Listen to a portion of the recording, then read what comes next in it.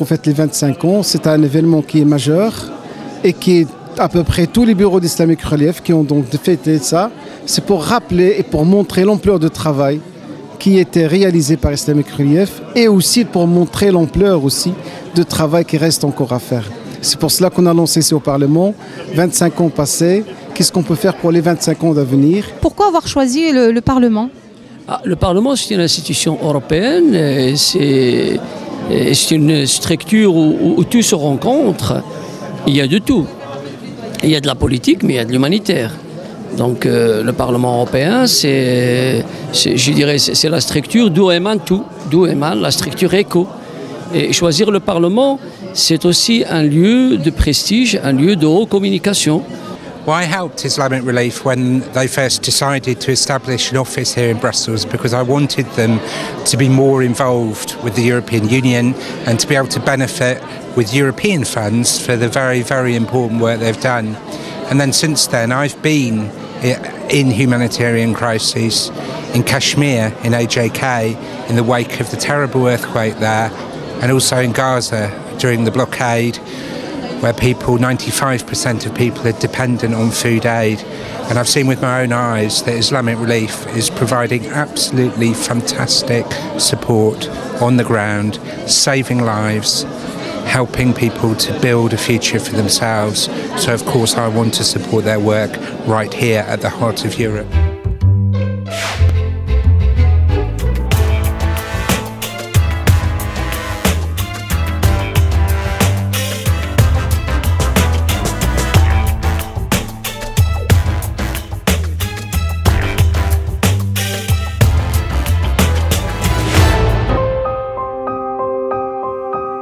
Aujourd'hui, Islamic Relief, c'est une ONG internationale ayant développé une doctrine, une façon d'être musulmane, avec une éthique musulmane, partageant le socle commun humanitaire qui englobe toutes les associations, toutes les ONG, puisque les valeurs de l'islam sont des valeurs qui ne se heurtent pas avec le socle humain.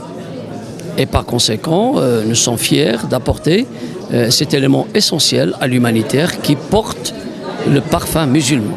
On a un partenariat avec la Commission européenne qui se développe de jour en jour et d'année en année. On a signé des accords cadres de partenariat, c'est-à-dire des accords qui nous lient sur plusieurs années de façon structurelle avec le département d'aide humanitaire de la Commission européenne qui s'appelle ECHO. Et donc ça fait quand même un certain nombre d'années que ça dure et les contrats les accords sont renouvelés d'année en année. On a également des accords sur des projets d'envergure en matière de développement avec le département développement de la Commission européenne. Et l'Union européenne est donc un de nos donateurs institutionnels privilégiés. Mais je tiens quand même à signaler et à rappeler que notre source de revenus principale vient des donations privées. Et donc de petits donateurs à l'échelle individuelle et au niveau de tous les pays européens et aussi également en Amérique du Nord et à travers le monde qui nous soutiennent. Donc nous ne sommes pas principalement soutenus par les institutions, même si bien évidemment elles apportent leur contribution qui n'est pas négligeable. Islamic Relief compte aujourd'hui 80% de développement et 20% d'urgence. Nous avons commencé avec 90% d'urgence et 10% de développement. Donc nous avons inverser la balance sur 25 ans. Donc nous sommes une organisation de développement et nous sommes fiers puisque nous sommes au cours du temps être reconnus par les grandes institutions européennes.